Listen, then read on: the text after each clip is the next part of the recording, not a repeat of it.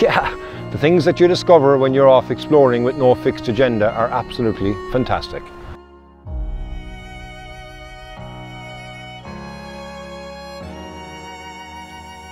Landscape photography is as much about planning as the conditions that you get. However, from time to time, it's good to throw caution to the wind. Get out and explore.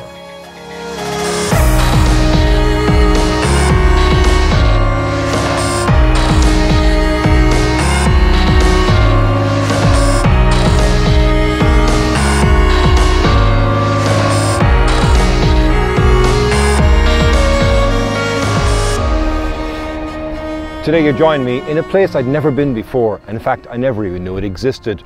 I went out, had an opportunity to go take some photographs for sunset.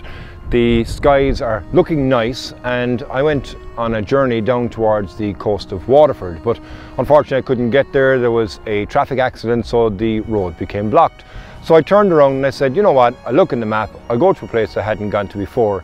And where I've arrived now is a place called Ardmore. It's in County Waterford, just on the outskirts of the border between Cork and Waterford. And I've come here, I think it's called Ardmore Tower. I'm not quite sure. If it's not called that, I'll link to what it's called actually underneath here. But I've never been here before. I stumbled upon it, and straight away it struck me as somewhere that I said, you know what, I think I could get a really, really nice shot here. What I'm going to do at the moment is wait for the sun. So I'm in darkness right now, but if I come in closer to you, I'm in the light. So the actual structure is blocking the light from me. And what I'm going to do is position my camera here so that I can just wait for the sun to move, that it'll just peek out to the side of the castle, and then I should get a nice starburst or sunburst in the image, which I hopefully will be able to give me a lovely shot.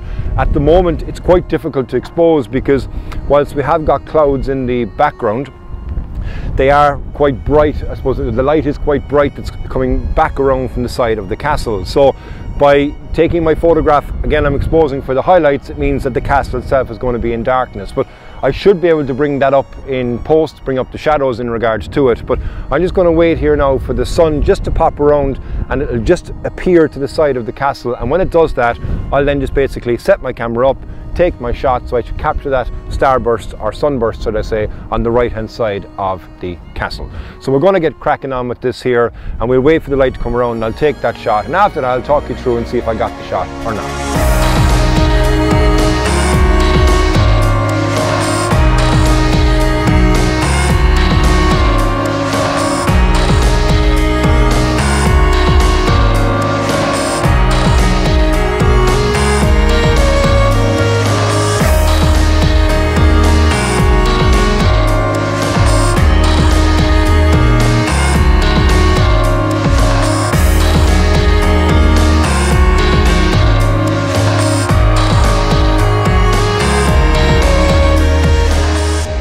I think I just got it, where the light has just come to the right hand side of that. Should be a lovely shot. I'm going to take a couple more here just to be on the safe side, and then we're going to go around to the other side here and see what it looks like with the sun hitting it directly.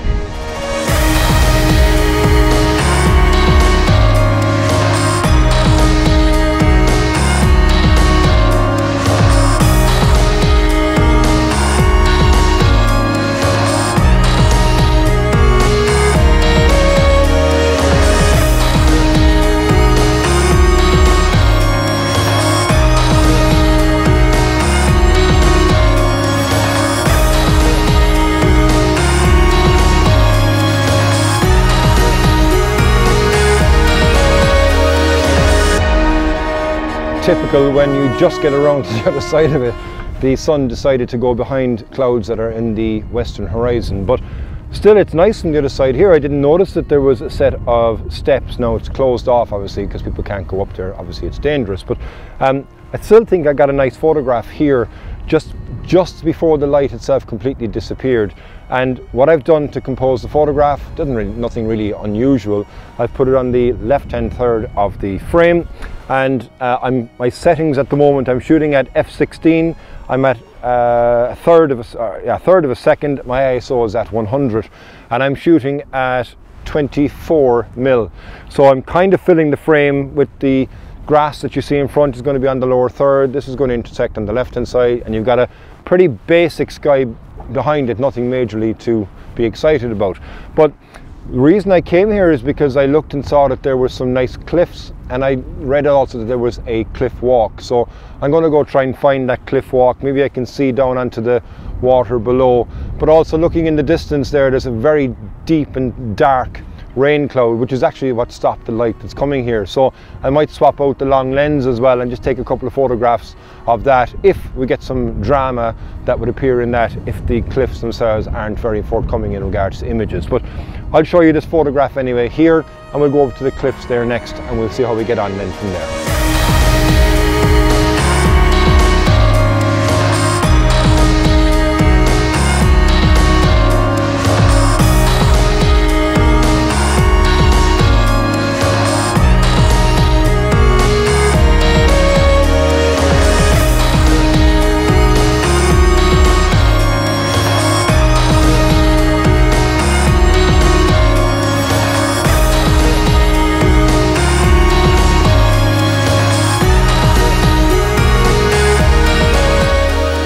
Have a look at this thing here. It's incredible. I actually stumbled upon it like I was coming along on the cliff walk, and it kind of stopped me, and it's in my tracks. I don't know what it is.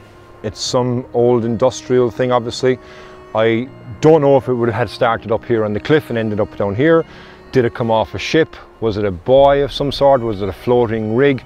I have absolutely no idea, but I do know that it's stuck here against the rocks, and it is decaying obviously in the salt water.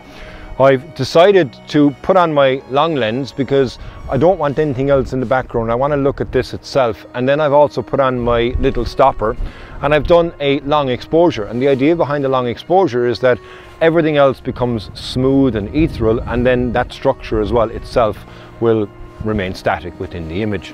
I think it's going to be a nice shot. Not my norm, but you know what, this is about exploring, this is about going somewhere new and trying to find something different to photograph, really, isn't it? And I think that is definitely something different. Hope the shot is going to turn out. I've taken a test shot, think it's okay. I am going to take another shot now just to make sure that I get it. But yeah, the things that you discover when you're off exploring with no fixed agenda are absolutely fantastic.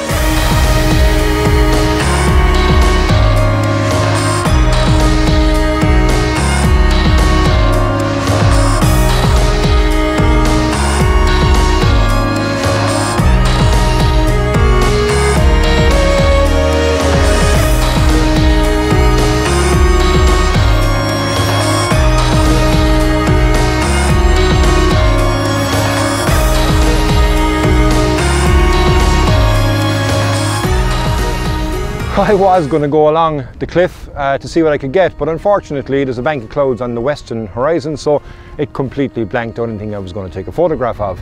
But I just looked over my shoulder and I saw the moon rising here.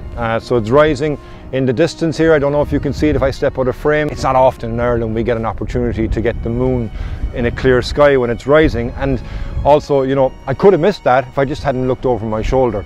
And for those of you that watch my channel, you know I would have had a fascination in the past about taking photographs of a full moon, and when I was looking at the planners as well, I was thinking, okay, would there be an opportunity? Would I be able to get a photograph of the moon? And I didn't even plan that because the forecast was for clouds. But to get this now rising right above the headland that you can see there in the distance is absolutely phenomenal. To take this photograph, actually, I'll talk you through in regards to the settings that I have. I'm at 101 by 150th of a second. That's a quick enough shutter speed to enable me to get the photograph of the moon, and then it's not going to be blurred because of movement and such like that. But it does look really, really nice. Maybe you can see it here on the back of the screen. You can see how the lens itself will compress the scene and bring everything obviously closer together, and makes the moon itself look larger as well within the frame. So that's a lovely photograph, I think, to get at the end of the impromptu photo shoot. I'm going to sign off now. Thank you very, very much for watching this episode. We basically got 3 different types of photographs today that I wasn't really expecting to get.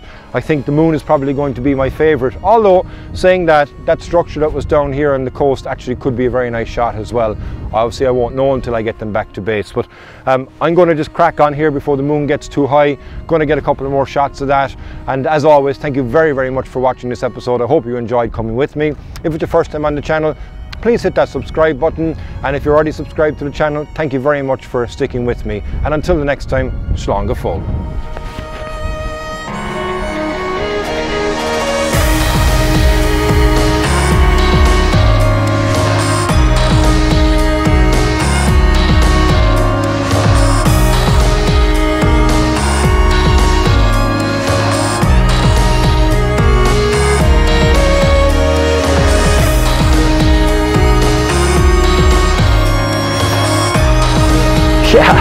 things that you discover when you're off exploring with no fixed agenda are absolutely fantastic.